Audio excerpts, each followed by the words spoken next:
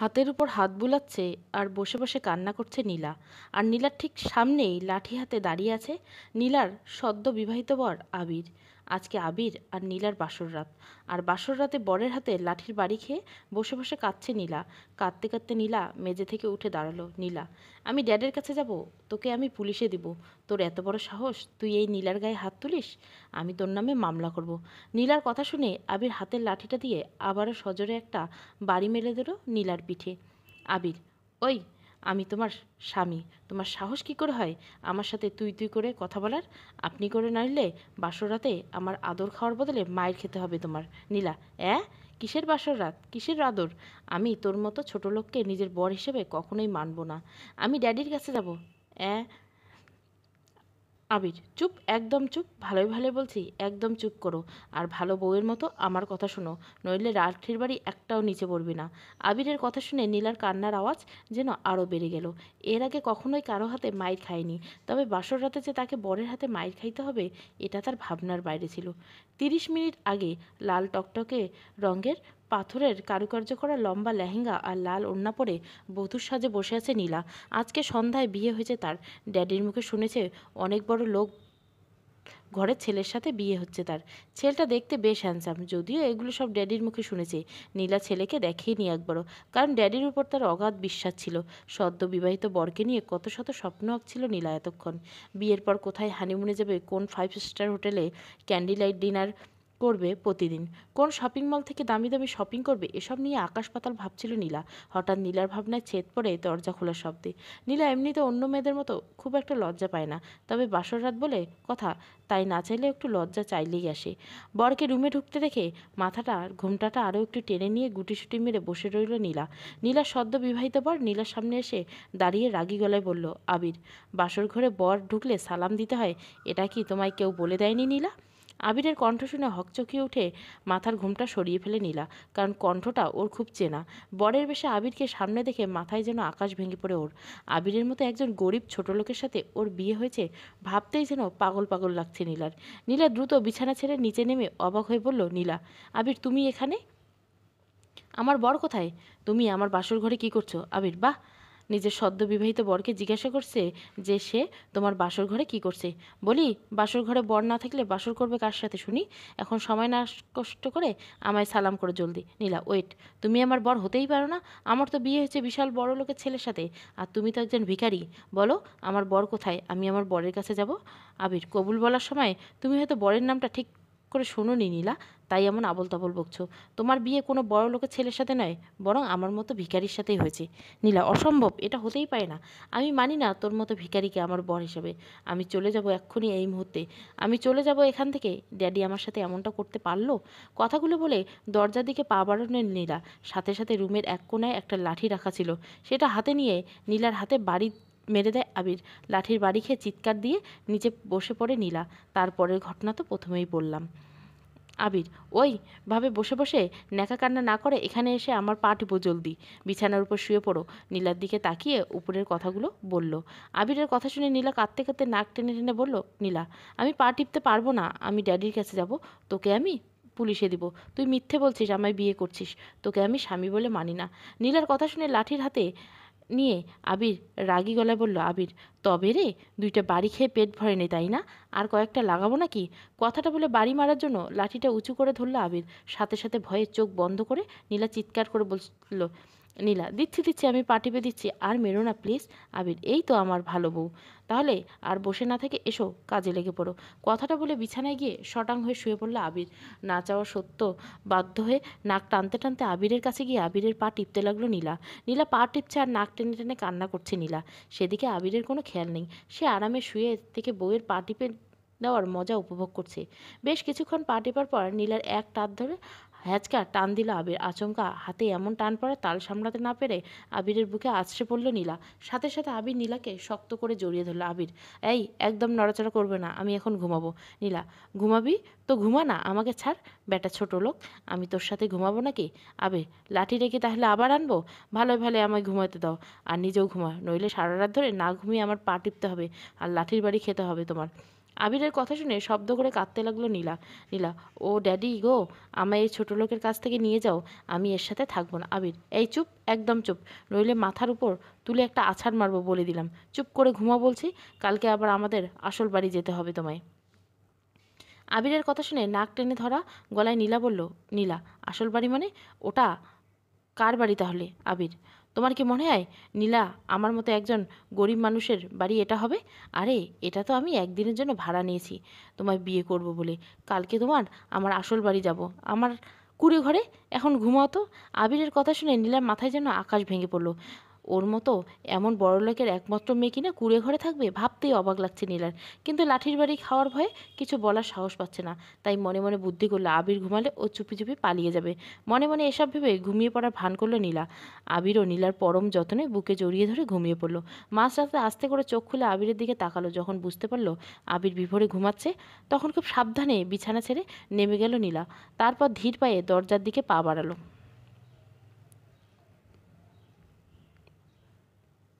দরজার কাছে গিয়ে দরজার লক খোলার জন্য হাত বাড়াতে নীলার হাতটা খপ করে ধরে ফেলল আবির। আবির, কি হলো জানেমান? সদ্য বিবাহিত স্বামীকে ছেড়ে বাসর বাসর না করে পালিয়ে যাচ্ছ, এটা কি করে মেনে নেই বলো? নীলা, কে স্বামী? কিসের স্বামী? আমি তোর মতো একটা ছোট লোককে কখনোই আমার স্বামী হিসাবে মানব না। আমার স্বামী হওয়ার কোনো যোগ্যতা নেই তোর মাঝে। কথাটা বলার সাথে সাথে নীলার গাড়ে ঠাস করে একটা চর বসিয়ে দেয় আবির। আবিরের চর খেয়ে ফ্লোরে পড়ে গেল নীলা। আবির নীলার কাছে এগিয়ে গিয়ে নীলার চুলের মুঠি ধরে নিজের দিকে ঘোরালো। আবির, স্বামী হিসেবে যখন মানতেই পারবি না, তাহলে আমার সাথে ভালোবাসার নাটক করছিলি কেন? কেন গ্রাম থেকে আসা একটা সহজ সরল ছেলের বুকে ভালোবাসা তীর মেরেছিলি? কেন আমি বারবার ইগনোর করা সত্ত্বেও আমার পিছন ঘুরে ঘুরে আমার মনে ভালোবাসার ফুল ফুটিয়েছিলি? আর কেনই বা বিনা দোষে তোর জন্য আমায় জেল খাটতে হয়েছিল? উত্তর দে, উত্তর দে আমায়। কথাগুলো বলে আবারও নীলার করে থাপ্পড় মারল আবির। আবিরের হাতের মার খেয়ে নীলার ঠোঁট কেটে গিয়ে রক্ত পড়তে শুরু করলো।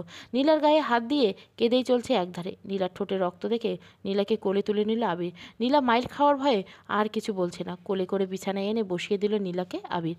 তারপর নীলার ঠোঁটের কাটা জায়গাটা পরিষ্কার করে দিয়ে আলতো করে একটা চুমু ওকে দিয়ে গম্ভীর গলায় বলল, আবির, ঘুমিয়ে পড়ো, সকাল সকাল ঘুম থেকে ওঠো, রওনা দিতে হবে।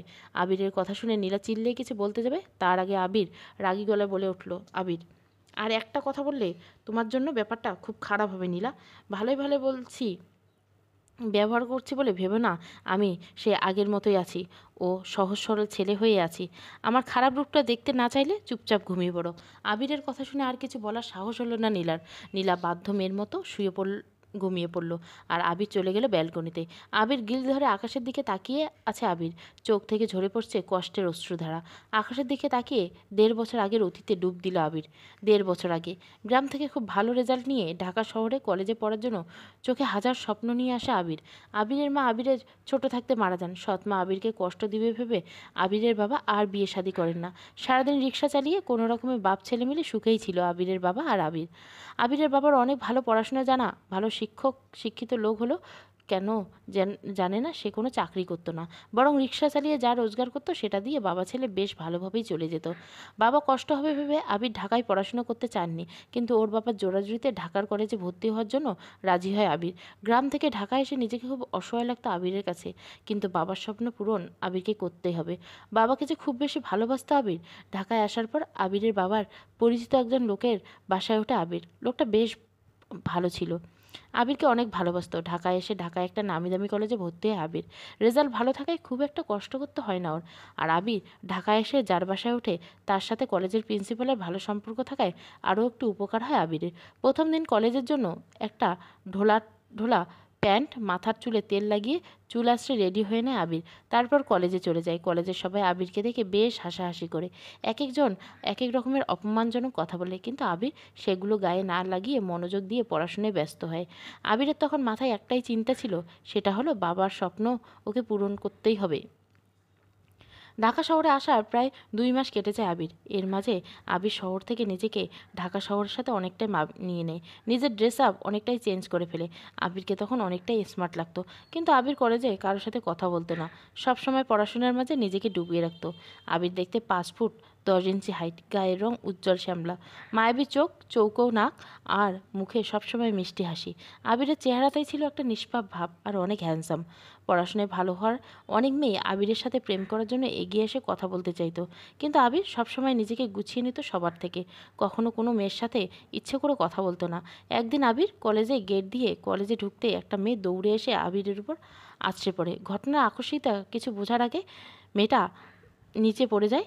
আবির হাতে বেশ ব্যথা পায় আবির, কিন্তু সেদিকে পাত্তা না দিয়ে, মেয়েটির দিকে না তাকিয়ে নিজের থেকে তাড়াতাড়ি মেয়েটিকে সরিয়ে দিয়ে উঠে দাঁড়ায় আবির। তারপর অন্যদিকে ঘুরে সরি বলে হনহনিয়ে সেখান থেকে চলে যায় আবির। আবির চলে গেল, পিছনে থাকা মেয়েটি এটা মানতে পারেনি। সে ওকে কেউ ইগনোর করে চলে গেল। ঢাকার বিশিষ্ট শিল্পপতির একমাত্র সুন্দরী মেয়ে নীলা। যেমন তার রূপ তেমনই তাই অহংকার ভরা, আর তার রাগটা যেন তার আকাশ ছোঁয়া। ওর দিকে না তাকিয়ে এভাবে চলে যাওয়াকে মেনে নিতে পারে না নীলা। রাগে ফোঁসফোঁস করতে থাকে ও। আর তখনই নীলার বান্ধবী অনু আর আঁখি এসে বলে, অনু, কিরে নীলা, এটা কি হলো বলতো? তোর দিকে একবারও ফিরে তাকালো না ছেলেটা। আহারে, আমাদের তো ভাবতেই অবাক লাগছে, তোকে দেখেও না দেখার ভান করে চলে গেল। তোর এই রূপের বাহার। বান্ধবীদের কথায় যেন রক্ত উঠে যায় নীলার। নীলা, ওই গেও ভূতটার এত বড় সাহস আমাকে ইগনোর করে, এই নীলাকে ইগনোর করে। ওকে আমি মেরেই ফেলবো আঁকি। মেরে ফেললে কি সব ঠিক হয়ে যাবে? ওই ছেলেটাকে তো তোকে দেখেও এমন একটা ভাব করে যেন তোর রূপে ওর কিছু যায় আসে না। নীলা, তাহলে আমি ওকে হাত পা ভেঙে কলেজ থেকে বের করে দেওয়ার ব্যবস্থা করব। অনু, তাতে কি তোর অপমানের প্রতিশোধ নেওয়া হবে বল? বরং সবাই বলবে গ্রামের একজন গেও ভূত তোর মতো রূপবতীকে পাত্তাই দেয়নি। বান্ধবীদের কথায় রাগে যেন নিজের মাথার চুল ছিঁড়তে ইচ্ছা করে নীলার, কিন্তু তবু নীলা নিজেকে শক্ত করে। নীলা, তাহলে আমি কি করবো বল? কি করলে আমার প্রতিশোধ নেওয়া হবে আঁকি? এমন কিছু কর যেন ওই ছেলেটা তোর পিছনে পোষা কুকুরের মতো ঘুরঘুর করে, তোর ভালোবাসায় পাগল হয়ে যায়। তাহলে বুঝবো তোর রূপের বাহার। নীলা, ওয়েট ওয়েট, তোর কি মাথা খারাপ হয়ে গেছে আঁকি? কি বলছিস তুই? আমি কি না প্রেম করব ওই গেহভুট্টার সাথে? Impossible, just impossible. অনু, আরে ইয়ার, এত সিরিয়াস হচ্ছিস কেন? আমরা তো তোকে বলিনি ওর সাথে সত্যি সত্যি প্রেম করতে। তুই শুধু ওর সাথে এমন কিছু কর ও যেন তোর প্রেমে পড়ে। পড়াশোনায় ভালো বলে খুব অহংকার ওই ছেলেটার। ওর সব অহংকার ভেঙে দে। আর যখন ও তোর পিছু পিছু ঘুরবে তখন অপমান করে তাড়িয়ে দিবি, সিম্পল। বান্ধবীদের কথায় কিছু একটা ভাবে নীলা, তারপর বাঁকা হেসে বলে, নীলা, ইয়েস, তোরা ঠিক বলছিস, আমি সত্যি তাই করব। ওই গেও ভুট্টাকে আমার পিছনে কুকুরের মতো দৌড় করাবো আমি। তারপর আমার এই অপমানের প্রতিশোধ নিব। আর এটা আমার চ্যালেঞ্জ, এই নীলার চ্যালেঞ্জ এটা। এই ঘটনার পর থেকে নীলা আবিরের সাথে ভাব করার অনেক ট্রাই করে, কিন্তু আবির পড়াশোনা ছাড়া কিছুই বুঝতো না, তাই নীলার দিকে তেমন গুরুত্ব নিত না। এটাতে নীলার রাগটা যেন আরও বেড়ে যায়। নীলা ভাবতে থাকে কি করে এই আবিরকে নিজের ফাঁদে ফেলা যায়। 1 মাস পর আবির লাইব্রেরিতে বসে বই পড়ছিল, তক্ষুনি নীলা গিয়ে আবিরের সামনে দাঁড়ায়। নীলা, হাই আবির, আপনার সাথে একটু কথা ছিল, যদি কিছু মনে না করেন আপনার পাশে গিয়ে একটু বসতে পারি? নীলার কথা শুনে এক নজর নীলার দিকে তাকিয়ে মাথা নাড়িয়ে সায় দেয় আবির। নীলা আবিরের পাশে বসে মিষ্টি হেসে বলে, নীলা, আসলে আবির, আমি শুনেছি আপনি নাকি কলেজের সবার চাইতে পড়াশোনায় অনেক ভালো, বাট আমার মাথায় না পড়াশোনার প্যারাটা একদম ঢুকছে না। আপনার যদি ফ্রি সময় থাকে তাহলে আপনি কি আমাকে একটু টিউশনি পড়াতে পারবেন? আপনাকে ভালো বেতন দিব। নীলার কথা শুনে আবিরের মুখে হাসি ফুটে ওঠে, কারণ আবির চাইছিল কোনো একটা টিউশনি জোগাড় করতে, কারণ ঢাকা শহরে থাকার খরচাটা অনেক বেশি, সেই খরচা দিতে গিয়ে ওর বাবার অনেক কষ্ট হয়ে যাচ্ছে। তাই আবির কিছু না ভেবে রাজি হয়ে যায়। আবির, জি পারবো, তবে আমি বিকেল 4টা থেকে 5টার মধ্যে পড়াতে পারবো। আপনার কি সময় হবে তখন? নীলা, কেন হবে না, অবশ্যই হবে। আমি তো এই সময়ের অপেক্ষায় ছিলাম। আবির, মানে ঠিক বুঝলাম না। নীলা, ও কিছু না, তাহলে আপনি আজকে বিকাল থেকে পড়াশুনো শুরু করুন, আমি আপনাকে পিক করে নিয়ে যাব। আমাদের অ্যাড্রেসটা দিন। আবির, না না, তার কোনো দরকার হবে না, আপনি বলুন আপনি কোথায় পড়বেন, আমি সেখানেই চলে যাব ইনশাআল্লাহ। তারপর নীলা নিজের বাসার ঠিকানা আবিরকে দেয়। নীলার বাবা বিজনেসের কাজে দেশের বাইরে থাকায় নীলার আরও একটু সুবিধা হয়। আবিরের মতো নীলার মাও ছোটবেলায় মারা গেছে, তাই নীলাদের বাসায় কাজের লোক ছাড়া আর কেউ থাকতো না। 4টার সময় নীলার বাসায় পৌঁছে যায় আবির। নীলাদের বাসার সামনে পৌঁছে একদম হা হয়ে যায় আবির। বিশাল বড় নীলাদের বাড়ি, আর গেট ঢুকতে 4-5টা প্রাইভেট গাড়ি দেখতে পায় আবির। বিশাল বড় দোতলার বাসা, বাসার সামনে অনেকটা বাগানের মতো করে ফুল গাছ লাগানো। আবির বেশ কিছুক্ষণ চারিদিকে চেয়ে থাকতে থাকে। হঠাৎ নীলার ডাকে ধ্যান ভাঙে আবিরের। নীলা, আবির স্যার, আপনি এসেছেন, আসুন আসুন, ভেতরে আসুন। নীলার ডাকে পেছন ফেরা আবির। নীলার কালো রঙের একটা সালোয়ার কামিজ পরে হালকা সেজেগুজে, অনেক চুলগুলো ছেড়ে রাখা, অনেক সুন্দর দেখতে লাগছে নীলাকে। আবির নীলার দিকে কিছুক্ষণ তাকিয়ে থেকে চোখ নামিয়ে নেয়। তারপর নীলার সাথে ভেতরে চলে যায় পড়ানোর জন্য। নীলা বেশ ভালোভাবেই পড়তে থাকে আবিরের কাছে। ওকে দেখে বা ওর কথা শুনে মনেই হয় না যে ও এত বড় লোক পরিবারের মেয়ে, ড্রেস আপ পরে একদম সাদাসিধে। নীলার এমন ভালো আচরণ এবং অহংকার মুক্ত দেখে আবিরের মনে একটা ভালো লাগা সৃষ্টি হয় নীলার জন্য। পড়ানো ছাড়া নীলা দিনে 4-5 বার ফোন করে কথা বলে আবিরের সাথে, এমনকি অনেক কেয়ার করতে থাকে আবিরের। মাস শেষে 10,000 টাকা তুলে দেয় আবিরের হাতে। আবির নিজে কখনো টাকা চায় না, কিন্তু নীলার এমন ভাব করে যেন আবিরের কষ্ট কমানোর জন্য এমন করছে। এভাবে কেটে যায় 3 মাস। আবির আর নীলা এখন অনেকটাই কাছাকাছি চলে এসেছে। একদিন ছুটির দিনে নীলা আবিরকে ফোন করে ওর বাসায় ডাকে। আবিরও খুশি হয়ে চলে যায় নীলার বাসায়। আবিরকে অবাক করে দিয়ে নীলা খাঁটি বাঙালি মেয়েদের মতো শাড়ি পরে হালকা সাজে সামনে আছে আবির। আবির নীলাকে দেখে একদম পাথর হয়ে যায়। এমনিতে আবিরের মাঝে ভালো লাগা কাজ করত নীলার জন্য, কিন্তু সেই ভালো লাগাটা যে কখনোই ভালোবাসা হয়ে যাবে আবির জানতেই পারত না। লাল পায়রা সাদা শাড়ির সুন্দর করে গ্রামের মতো করে পরছে নীলা, সাথে কানে বড় বড় একজোড়া ঝুমকো, চোখে গাঢ় করে কাজল, কপালে ছোট্ট একটা লাল টিপ, গলায় লাল পাথরের নেকলেস, চুলগুলো খোপা করা, তাতে লাল টকটকে গোলাপ গুজে রেখেছে নীলা। ঠোঁটে পড়ছে গাঢ় করে লাল লিপস্টিক, হাত ভর্তি লাল সাদা মিকচুরি, সব মিলিয়ে অসাধারণ লাগছে ওকে। আবির নীলাকে এমন সাজে দেখে যেন নিজের জায়গাতে যেন জমে গেছে। নীলা গুটি গুটি পায়ে আবির সামনে এসে দাঁড়ায়। আবির এখানে যেন কোনো ঘোরের মাঝে আছে। নীলা আবিরের সামনে হাতের চুড়িগুলো বাজিয়ে বলে ওঠে, নীলা, কী হলো আবির? কিছু বলবে না আমায়? শুধু কি হাঁ করে দেখেই যাবে? আমার বুঝি লজ্জা করে না?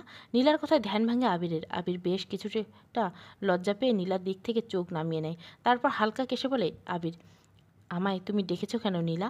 আর তুমি আমায় সার না ডেকে নাম ধরে রাখছো কেন? তাও আবার তুমি তুমি করে। আবিরের কথায় নীলা লজ্জা পাওয়ার ভাব করে বলে, নীলা, তুমি কি সত্যি বুঝতে পারছো না আবির? তাহলে শোনো, আমি তোমায় ভালোবাসি আবির। কলেজে প্রথম দেখাতে তোমার প্রেমে পড়ে যাই। আমার মন প্রাণ আমার অস্তিত্ব জুড়ে শুধু তোমার বসবাস। প্লিজ আবির, আমায় ফিরিয়ে দিও না। আজকের এই সাজ আমি শুধু তোমার জন্য, আমার আবিরের জন্য সেজেছি। প্লিজ আবির, আমার ভালোবাসা গ্রহণ করো। তুমি আমার ভালোবাসা গ্রহণ না করলে যে আমার আত্মহত্যা করা ছাড়া আর কোনো উপায় থাকবে না। নীলার কথা শুনে আবির মুখটা শুকিয়ে যায়, কারণ আবির যে কদিনে নীলাকে ভালোবেসে ফেলেছে। আবির, তুমি কি বলছো নীলা? এটা হয় না। কোথায় তুমি আর কোথায় আমি? আমি সামান্য একটা রিস্কাওয়ালার ছেলে, আর তুমি এত বড় লোকের একমাত্র মেয়ে। আমার সাথে তোমার কিছুতেই যায় না, এটা অসম্ভব। আবিরের কথা শুনে চট করে নীলা আবিরকে জড়িয়ে ধরে। নীলার এমন আচরণে অবাক হয়ে যায় আবির। নীলা, প্লিজ আবির, এভাবে বলো না। তোমার জন্য আমি সব করতে পারি। আমি আমার সব কিছু ছেড়ে দিব, তোমার সাথে চলে যাব। দরকার হলে একবেলা খাবো তো একবেলা না খেয়ে থাকবো, তবুও আমি তোমায় চাই আবির। নইলে আমি বাঁচতে পারবো না, তোমায় ছাড়া মরে যাব আমি। নীলার কথা শুনে আবির আর না করতে পারে না। আবিরও নীলাকে বুকে জড়িয়ে নেয়। তখন আবির জানতো না তার জন্য নীলা কি কি প্ল্যান করে রেখেছে। ঠিক কেটে যায় আরও 10 দিন। এই 10 দিনে নীলা পুরোপুরিভাবে আবিরকে বিশ্বাস জিতে নেয়। নীলা আবিরকে বলে কলেজের সামনে সবার সামনে ওকে প্রপোজ করতে। আবিরও ভালোবাসা আর বিশ্বাসের কারণে রাজি হয়ে যায়। সেদিন ছিল কলেজের নবীনবরণ উৎসব। আবির লাল টকটকে একগুচ্ছ গোলাপ হাতে কলেজের সবার সামনে গিয়ে নীলার সামনে গিয়ে হাঁটু গেড়ে দাঁড়ায়। তারপর হাঁটু গেড়ে বসে নীলার সামনে, সকলের সামনে নীলাকে প্রপোজ করে আবির। আবির মনে ছিল অফুরন্ত ভালোবাসা আর বিশ্বাস, কিন্তু আবিরের সেই বিশ্বাস এক নিমিষে মাটিতে মিশিয়ে দেয় নীলা। আবিরের হাত থেকে ফুলগুলো নিয়ে জোরে ছুঁড়ে মারে আবিরের মুখে। নীলা, তোর সাহস কী করে হয় একজন রিস্কাওয়ালার ছেলে হয়ে আমায়, এই নীলাকে প্রপোজ করিস? আমার পায়ের জুতোর যে দাম সে দাম নাই তোর, আর তুই কিনা এসেছিস এই নীলাকে প্রপোজ করতে? এত বড় বুকের পাটা তোর! নীলার এমন আচরণে আবিরের পায়ের নিচের মাটি যেন সরে যায়। নিজের কানকে বিশ্বাস করতে পারছে না আবির। আবির, এসব কি বলছো তুমি? তোমায় কি শরীর খারাপ লাগছে? কি হয়েছে জান? তুমি এমন করছো কেন? Neela, how dare you, you idiot! তোর সাহস কী করে হয় আমার সাথে তুমি করে কথা বলার, আমার নাম ধরে ডাকার? তোর চাইতে আমার বাসার চাকর চাকরানি বেশি বড়লোক, আর তুই এসেছিস আমায় প্রপোজ করতে? নীলার কথাগুলো বলতে বলতে সেখানে এসে হাজির হয় 4-5 জন পুলিশের লোক। পুলিশকে দেখে নীলা বলে, নীলা, স্যার আপনারা এসেছেন? আমি আপনাদের ফোন করেছিলাম। এই যে গেও ছেলেটাকে দেখেছেন, এই ছেলেটা আমার দামি গলার হার চুরি করেছে। আপনি একে গ্রেপ্তার করুন। ওর পকেটে চেক করলে আপনারা হারটা পেয়ে যাবেন। নীলার কথায় মাথায় আকাশ ভেঙে পড়ে আবির, কারণ নীলা যখন আবিরকে বলে কলেজের মাঠে ওকে প্রপোজ করার জন্য, তখন নীলা একটা দামি হার আবিরকে দিয়ে বলে এটা যেন আবির নিজের কাছে রাখে, কলেজে আসলে নিয়ে আসে। আবির তখন ভাবতেই পারেনি নীলা ওর সাথে এমনটা করবে। পুলিশের লোকেরা আবিরের পকেট থেকে হারটা পায় আর আবিরকে গ্রেপ্তার করে নিয়ে যায়। যাওয়ার সময় আবিরের চোখ থেকে টপ টপ করে পানি পড়ছিল। বিশ্বাস ভাঙার কষ্টটা যে কতটা বেশি আবির সেটা বুঝতে পেরেছিল, কিন্তু কলেজের মাঠ জুড়ে তখন পড়েছিল হাসির রোল। জেলখানাতে থাকা অবস্থায় নীলা আসে আবিরের কাছে। নীলাকে দেখে আবির ভেবেছিল নীলা হয়তো নিজের ভুল বুঝতে পেরে ওকে ছাড়াতে এসেছে, কিন্তু নীলা সেদিন বলে ও আবিরের উপর প্রতিশোধ নেওয়ার জন্য বান্ধবীদের সাথে বাজি ধরে আবিরের সাথে প্রেমের অভিনয় করছে। আবির সেদিন একটা কথাও বলেনি নীলাকে, শুধু ঘৃণা ভরা অসহায় চোখে তাকিয়েছিল নীলার দিকে। নীলা চলে যাওয়ার একটু পরে আবিরের কাছে খবর আসে আবির জেলখানা শুনে ওর বাবা হার্ট অ্যাটাক করে মারা গেছে। আবির প্রায় পাগল ওর বাবার মৃত্যু সুখে। একমাত্র নীলার কারণে ওর বাবার স্বপ্ন পূরণ করতে পারেনি ও। বাবাকে হারাতে হয়েছিল সেদিন আবিরের মনে মনে প্রমিস করে নীলার সব অহংকার চুরমার করে দিবে। নীলাকে ও একজন প্রকৃত বাঙালি বউ বানাবে। ব্যালকনিতে দাঁড়িয়ে দাঁড়িয়ে অতীতের কথাগুলো নিয়ে ভাবছিল আবির। আবিরের চোখ দুটো বারবার ভিজে যাচ্ছিল অসম্ভব কষ্টে। ভোর 4:30। মুখের উপর ঠান্ডা পানির ঝটকা লাগায় ঘুম ভাঙে নীলার। ঘুম ভাঙতে লাফিয়ে ওঠে নীলা। তারপর চোখ ডলতে ডলতে বলে, হাউ ডেয়ার ইউ স্টুপিড, কী করলে এটা কি? এভাবে আমার মুখে পানি ছুঁড়ে মারার মানে কি? নীলার কথা শুনে গ্লাস হাতে থাকা নীলার পাশে বসে বাঁকা হেসে আবির বলল, মনে হচ্ছে কাল রাতের কথাগুলো সব ঘুমের ঘরে ভুলে গেছো, তাই না? ওকে, গুড। তুমি চাইলে আমি আবারও মনে করে দিতে পারি। কথাগুলো বলতে হাতে গত রাতে সেই লাঠিটা উঠিয়ে নিল আবির হাতের লাঠি দেখে রাতের কথা সব মনে পড়ে গেল নীলার। ভয়ে শুকনো ঢোক গিলে বলো, কি করবে তুমি? আমাকে এত রাতে ঘুম থেকে তোলার মানে কি? এত রাত নয়, ভোর বলো। আর আমি তোমায় তুলেছি কারণ তুমি এখন ফ্রেশ হয়ে এসে নামাজ পড়বে। তাই যাও, বিছানা থেকে নেমে কাপড় পাল্টে উজু করে এসে নামাজ পড়ো। আবিরের কথা শুনে নীলা ভুরু কুচকে বলে, নামাজ? কিন্তু আমি তো জীবনে কখনো নামাজ পড়িনি, আর নামাজ পড়তেও জানি না। আমি নামাজ পড়াবো না, আমি ঘুমাবো। কথাটা বলে যেই না শুয়ে পড়ল নীলা, সাথে সাথে আবির নীলার পেছনে একটা বাড়ি মেরে দিল। নীলা চিৎকার করে উঠে নাকে কাঁপতে শুরু করলো। নীলার কান্না দেখে আবির রাগী গলে বলল, এই 1 থেকে 5 পর্যন্ত গুনবো, এর মাঝে তোমাকে বিছানা ছেড়ে ওয়াশরুমে যেতে হবে উজু করার জন্য, তা না হলে এটার বাড়ি একটাও নিচে পড়বে না। আবিরের কথা শুনে ঠোঁট উল্টে ন্যাকা কান্না শুরু করে দিল নীলা। আবির সেদিকে গুরুত্ব না দিয়ে 1, 2, 3 গুনতে লাগলো। সাথে সাথে নীলা লাঠির বাড়ি খাওয়ার ভয়ে খাট থেকে নেমে ওয়াশরুমে দৌড় দিল। নীলার অবস্থা দেখে মুচকি এসে আবির মনে মনে বলল, তোমাকে আমি ভালো করেই ছাড়বো নীলা, কারণ তোমায় আমি ভালোবাসি। তাই তোমাকে একজন ভালো স্ত্রী বানিয়ে ছাড়বো। তার জন্য আমার যা যা করতে হয় আমি করব। ওয়াশরুমের বাইরে দাঁড়িয়ে দরজায় টোকা দিয়ে আবির বলল, নামাজের রক্ত শেষ হয়ে যাচ্ছে, জলদি ফ্রেশ হয়ে বাইরে বের হও। আবিরের কথা শুনে রাগে দাঁত কিরমির করে নীলা মরমর বলল, একবার শুধু তোর হাত থেকে মুক্তি পেয়ে নেই আবির, তারপর তুই বুঝবি এই নীলা তোকে কি করতে পারে। নীলার গায়ে যে হাত দিয়ে আঘাত করছে সেই হাত কুচি কুচি করে কাটতে না পারলে আমারও নাম নীলা নয়। মনে মনে বকি বন্ধ করে এখন জলদি বের হও নীলা, নামাজের ওয়াক্ত শেষ হবে। আবিরের কথা শুনে এতক্ষণে নীলার মনে হলো ও ওয়াশরুমে আসার আগে কোনো ড্রেস নিয়ে আসেনি। এদিকে গায়ে থাকা বিয়ের পোশাকটা খুলে রেখেছে, তাহলে টাওয়াল পরে আছে। আবির, আমি ভুল করে কোনো জামাকাপড় না নিয়ে ওয়াশরুমে চলে এসেছি, আর এখানে শুধু আমি টাওয়াল পরে আছি। এখন আমি বাইরে বের হবো কী করে? নীলার কথা শুনে আবির তার ব্যাগ থেকে একটি অনেক সুন্দর সুন্নতি পোশাক আর পাজামা ওড়না বের করে এনে ওয়াশরুমের দরজায় টোকা দিয়ে বলল, দরজাটা একটু খোলো, আমি তোমার জন্য পোশাক এনেছি, সেগুলো নিয়ে পরে নাও। ভয় নেই, আমার এখন তোমাকে দেখার কোনো মুড নেই, তাই সময় নষ্ট না করে পোশাকটা নাও। আবিরের কথা শুনে না চাওয়া সত্ত্বেও হালকা একটু দরজা খুলল নীলা। তারপর আবিরের হাত থেকে এক ঝটকায় কাপড় নিয়ে দরজা লাগিয়ে দিল। নীলার এমন করা দেখে মুচকি হাসলো আবির। নীলার কাপড়গুলো ভালো করে দেখে নাক ছিটকে বলল, ছি, এগুলো কি? এই 2 পয়সার পোশাকগুলো কে পরবে? আমি বাবা এসব পরতে পারবো না। আমার জিন্স আর টপ কই? আজ থেকে তুমি এগুলোই পরবে। একজন মুসলিম মেয়ে এটাই হলো আসল পোশাক। জিন্স টপের কথা ভুলে যাও, ইম্পসিবল। আমি এগুলো কিছুতেই পরতে পারবো না, আর জিন্স আর টপ চাই। ওকে ফাইন, তোমাকে কিছুই পরতে হবে না, তুমি টাওয়াল পরে বাইরে এসো। তারপর কাল রাতে যেটা হয়নি সেটা এখন করব। কাল রাতে যেটা হয়নি মানে? কিসের কথা বলছো? কিসের আবার? কাল রাতে তো আমাদের বাসর রাত ছিল, তো কাল রাতে যখন সেটা হয়নি, তাই আমি ভাবছি তুমি যখন ওই কাপড়গুলো পরবেই না, তাহলে তো আমার টাওয়াল পরে থাকতে হবে, আর টাওয়াল পরে বাইরে বের হতে হবে। তাহলে আমি তোমার সাথে নিজের বাসরটা সেরেই নিব, কি বলো?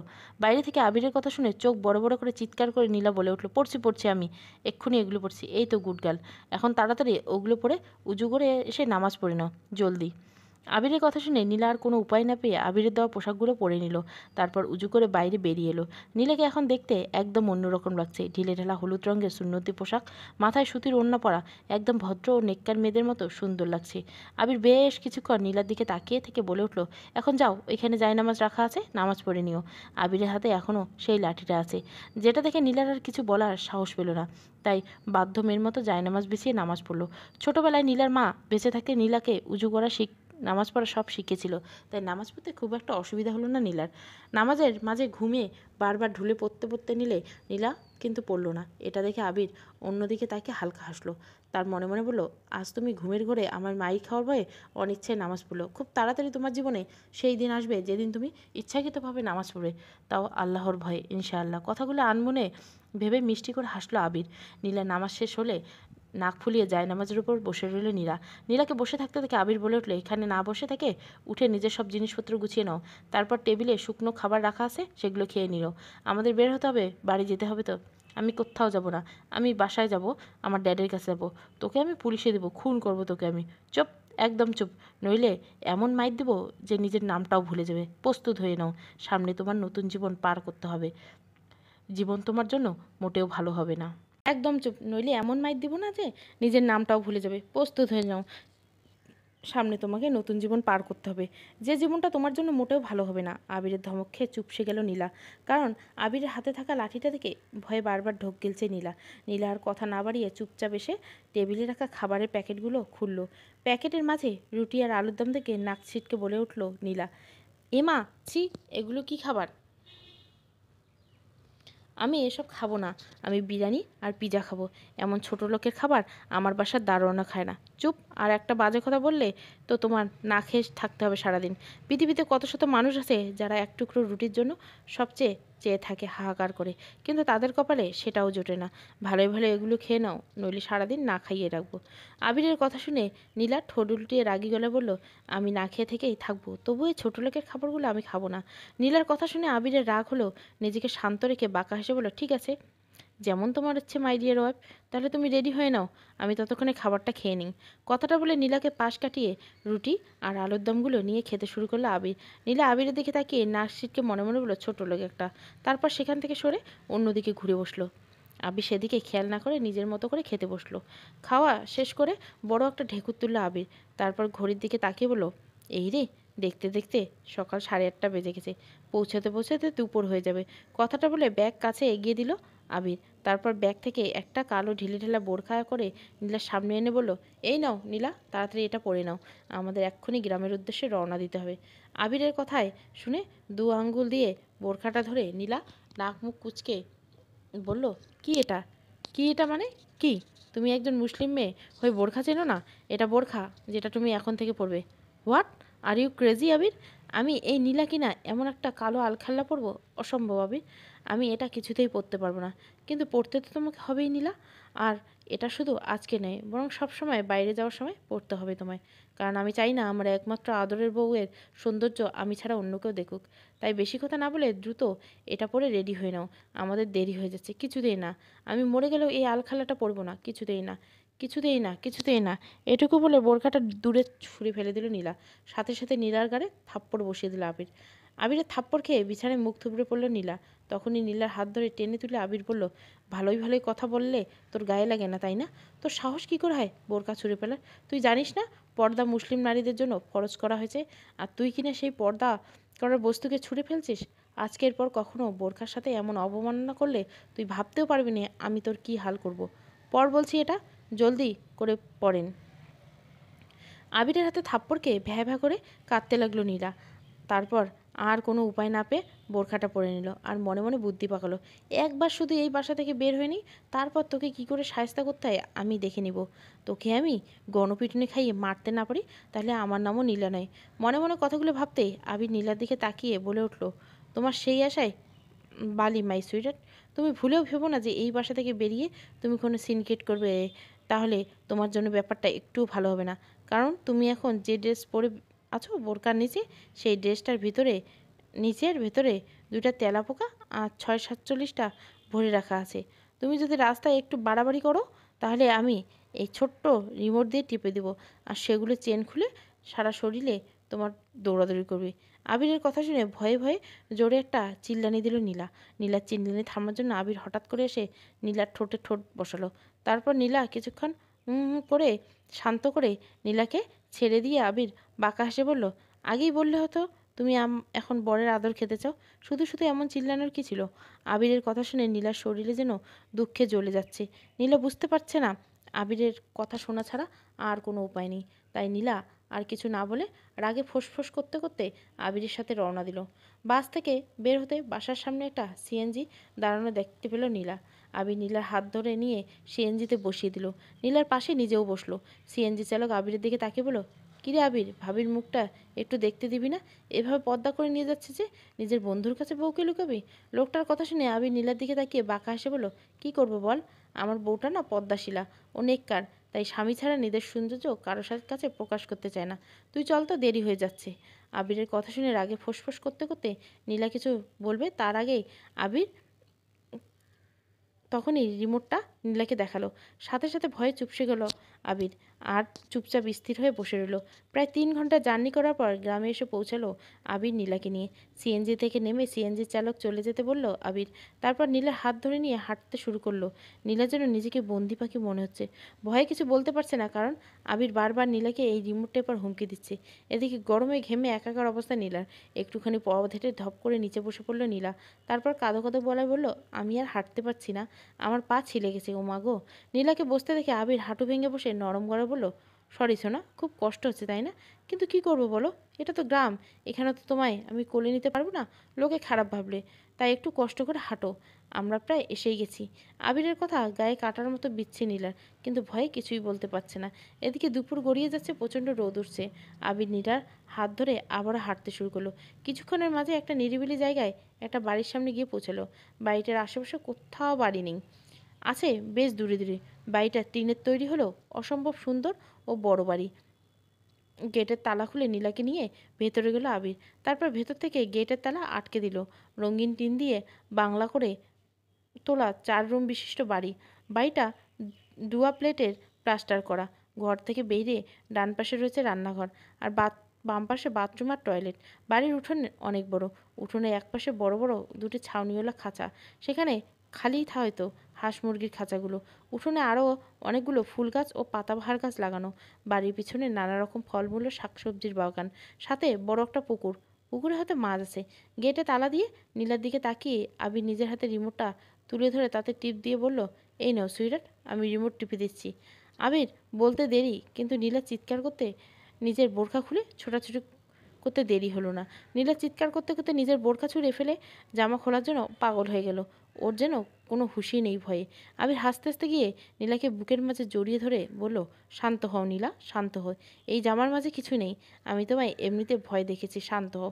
আবিরের কথা শুনে ছোটাছুটি বন্ধ করে শরীরে সব শক্তি দিয়ে আবিরকে ধাক্কা দিয়ে নিজের থেকে সরিয়ে নিল। তারপর কাঁদতে কাঁদতে দাঁত কিরমির করে করে বলল, আবির, তুই কাল থেকে আমার সাথে যে অন্যায়গুলো করে চলেছিস তার শাস্তি তুই পাবি, আমি তোকে ছাড়বো না। আর একটু হলে আমি সত্যি সত্যি হার্ট অ্যাটাক করে মারা যেতাম। তুই কেন করলি আমার সাথে এমন?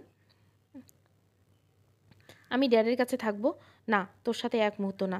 নীলার কথা শুনে আমি শান্ত গলা বলল, সরি সুইটার, তুমি তো আমার কাছ থেকে আরও কোথাও যেতে পারবে না। তোমার ইচ্ছে হোক আর অনিচ্ছে হোক, তোমাকে আমার কাছে থাকতেই হবে।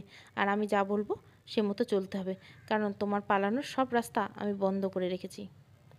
আবিরের কথা শুনে রাগে ফোঁসফোঁস করতে লাগলো নীলা। আবির সেদিকে পাত্তা না দিয়ে বারান্দায় রাখা চেয়ারে গিয়ে পায়ের উপর পা তুলে বসলো।